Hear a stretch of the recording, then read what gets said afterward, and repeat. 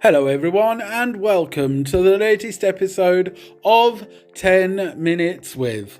Now, this week I had the chance to sit down with a member of staff from the shelter project Hounslow and Café Together. Her name is Susan Trapp, and I began by asking her to tell us a little bit more about the charity and the philosophy behind it. This is 10 Minutes with the Shelter Project and Café Together, Hounslow.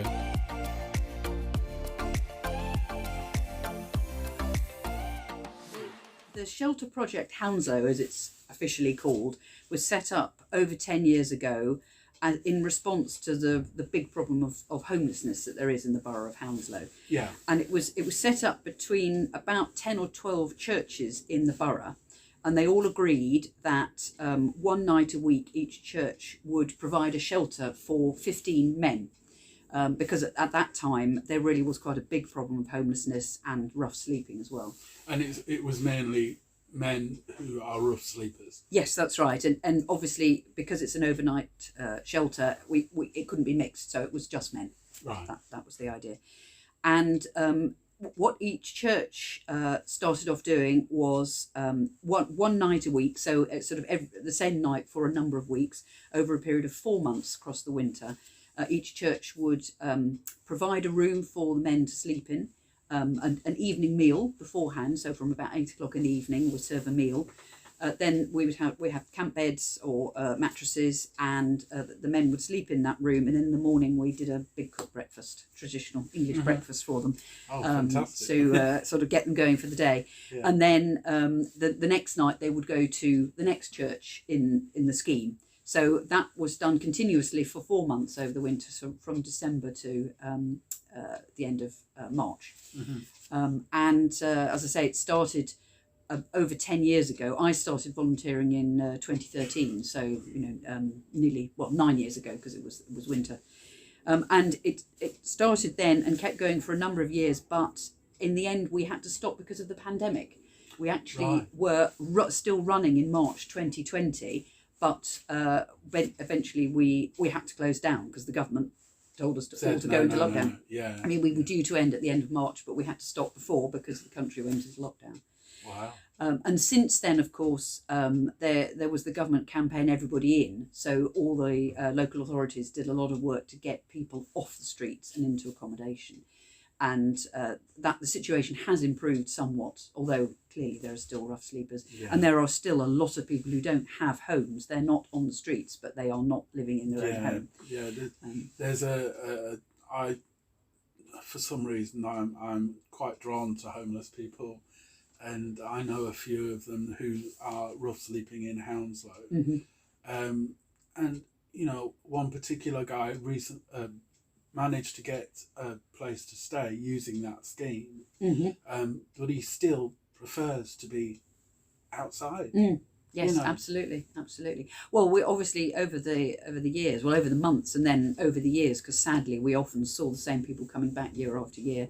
We got to know a lot of our guests, and some of them did say that the accommodation they were being offered, they found so difficult that they actually would rather be free and have have some sort of freedom to go where they wanted, even though it certainly during the winter it's pretty horrendous sleeping outside. I mean, I suppose that's what it boils down to for a lot of people, isn't it? It's freedom. Mm-hmm. I mean, obviously everybody wants a roof over their head, especially as you say in winter. But I suppose there's a level of like the rules. You have to follow the rules. You've got to pay rent. You've got to do this. You've got to do that. A leads to B leads to C. And if you've lived on the streets for 30, 40 years, however long, you've just got so used to doing things a certain way. You don't pay rent. You haven't got to think about bills. All that kind of stuff. So in a way, it's a help, but it's also an added pressure for them as well. Yes, absolutely. Yes. So we. Obviously, when it came to the pandemic, we weren't able to offer that anymore. I mean, obviously, we were all literally locked down. But even after we got through the worst of the pandemic and the lockdown, the rules have now changed, and it is not possible to offer accommodation in a single room as we were doing. So in each of the churches where the shelter project was running, there would be a big room, like, you know, sort of community room that would become the men's dormitory for the night. And that was no longer allowed. So you can only accommodate people in individual rooms. And that's, you know, partly because of the risk of COVID and other diseases. So we weren't able to run the shelter for the whole of 2022, of 2020 and 2021. Wow. But last year, just last year, so 2022, the churches, or the trustees of the shelter project, were very keen to do something and to make use of all the goodwill and all the enthusiasm from all the volunteers in the churches. So they decided to start a cafe, a community cafe. And that is Cafe Together. What was Cafe Together? Yes, was my yes. second question. So it grew out of the shelter project Hounslow, and in fact it is run by the same group of people, the same trustees. It's the same charity, but it is the opportunity for people to come together and have a meal in a community space, and it's aimed at people who they may be homeless, they may be in temporary accommodation. They may be refugees, so they may be living in hotels. It's just an opportunity for people to come out and have a nice social time, have some good food and good company, and just give them a break from what might be otherwise quite a difficult existence. So, yeah, one of my other questions was, how does it work? I mean, so do you get donations, or do you have a particular, fund to pay for the food and things like that? Well, we have funds because the Shelter Project Hounslow did a lot of fundraising. So that's one of the other reasons we wanted to carry on doing something, because we had funds that had been sort of raised for the shelter when it was still running. But what happens is that, again, it started off in the church where I volunteer, which is Hounslow Methodist Church. And the meal is actually prepared by one of the many people that used to cook for the shelter project, and sometimes they will donate the meal or they'll be reimbursed. But the money the sort of overall money for running it actually comes from the shelter project's funds, and from the church as well, where it's happening. The church actually makes the space available for nothing.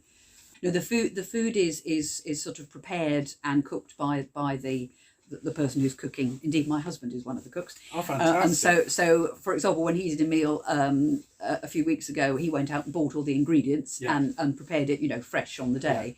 I mean, he's, then reimbursed for that. So the money for that then comes from donations. So what is a typical menu for you? I'm just intrigued. Yes. What kind of... Do you offer vegetarian, vegan? We do. We try to have something that will suit all cultures, all creeds and all preferences. Absolutely. Yeah. So we typically, when my husband last did a meal, he did a sort of couscous, which was vegetarian couscous, vegetables and grains. With some sausages alongside, lamb sausages. Oh, I do love a bit of lamb. Yes. So, but it was if people were vegetarian, they would just have the vegetarian couscous part. Yeah. But if they wanted to eat lamb, then they were able to have that alongside. We often make sort of casseroles, so chicken casserole, for example. But then we would always have a vegetarian option as well. So it's quite hearty food. Very much because so. Obviously it's to fill them up. Exactly. Yeah, and exactly. things like that. So, yes. Yeah, yes. That's lovely, yes. Right. And then there'd always be a pudding. So, I was just about to think with my stomach. It has to be. Yes. Right. Yeah. Yes, so the pudding is sometimes made by a different person. So often it will be a crumble or a big pie or a sponge. And we typically have cream or ice cream to go with it. So it's a good hearty meal, definitely. What is your job? What do you do there? Right. Well, yes, my job is I'm one of the coordinators, so I help sort of organise what happens on the evening, and that involves getting the room, which is actually the church itself in Hounslow Methodist, set up with tables, chairs, laying the tables, getting everything assembled. and then making sure that the other volunteers know what they're doing. So typically the volunteers who come will they will cook the food, serve the food. They will sit with the guests and talk to them. So generally make them feel welcome. So one of the jobs I have is sort of make sure all of that's happening and people are being properly looked after. I also get the opportunity to talk to the guests, which is always a great pleasure because it's always lovely to talk to people and hear their stories. I think it's always fascinating doing work like this. I remember when I worked for the food bank on Ivy Bridge, the most interesting thing was sitting down with someone and learning about them. It's absolutely fascinating. Some of the stories you must hear. Absolutely. We've met some very interesting people who have all sorts of different backgrounds. And some of them, I mean, their stories are very hard because they're refugees and their English isn't very good, but they come just to sort of be there. We had one marvellous family from El Salvador who came this winter. I believe they've now been moved up north, so we haven't seen them for a while. But there were two families. It was a brother and a sister and their respective families, and they all came and they were very, very jolly and cheerful, and it was lovely to talk to them, but they'd obviously come from a very difficult situation. But they really appreciated being able to come and be in a warm, happy environment away from the hotels in which they're based, and enjoy good food and sort of cheerful company. So it's a lovely thing to do. And when we were running the shelter, as I said, we used to have it. It was every night of the week in the church. For the Cafe Together, we started off as a pilot in the summer, just one night a week at Bell Road Methodist, and we did that the same in October, November this year, with the last meal on the 15th of December. And then in January, it's starting up again in two different churches. So it's actually going to be 2 nights a week, and one of them is St John's Church in St John's Road, Isleworth. Okay. And that's on Wednesdays, starting on the 11th of January, and St Michael's Church, Elmwood Road in Chiswick, and that's on Mondays, starting from the 9th of January. So both of those churches will host a cafe together until the end of February. Okay. Well, one of the questions I had on my list was all about location. Right. So yes. she's beat me to the I punch. did. Yes, and I can give you full details of the location. Fantastic. Yeah. So how before we go on to the final 2 questions, how would someone volunteer? How do can people just turn up and say I want to help, or do they have to sign up? Anyway? Yes, we would want people to sign up. I mean, at the moment, because it's just where I'm volunteering, it's just the one church. The volunteers all come through Hounslow Methodist Church and my church, which is St Mary's Spring Grove. We work as a joint team. So the people volunteering would need to contact either myself. I mean, I can give you my contact details, or one of the other coordinators. There are 4 of us all together who could then explain to them what we do. Right. But we do a sort of referral system, and we don't actually take references, but the people who volunteer generally are known to one of us. Right. Okay. And then I imagine the same would apply at the other 2 churches, and they will. I'm sure the details will be on the website. If people. Is there any other kind of help and support that you offer apart from food or shelter? Like I know I've said in previous interviews with other people before, when I worked for the clothing, when I worked for the food bank, sometimes we would offer help charging your electric key or gas card or things like that. Is there any other kind of things that you also offer alongside the stuff that you do with shelter? The main thing we offer is that we, at each of the meals, we've had somebody from the council or from social services available who can actually help people with other needs that they might have. Right. So we don't offer anything the kind that you've mentioned, no, but we've had certainly people from Hounslow Social Services. We've had our MP and other people who work for the local authority available to answer questions and to help people, for example, if they're looking to get more funds, to apply for help.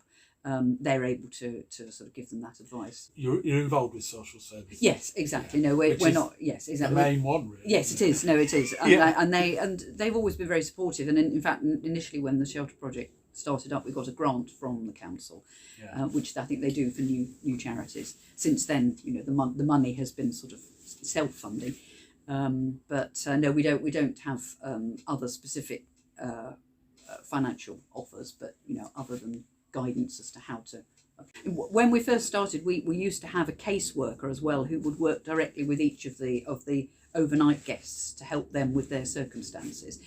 We haven't been doing that with the cafe, but I think if we expand, we may well end up employing somebody again who will do that, provide that extra help.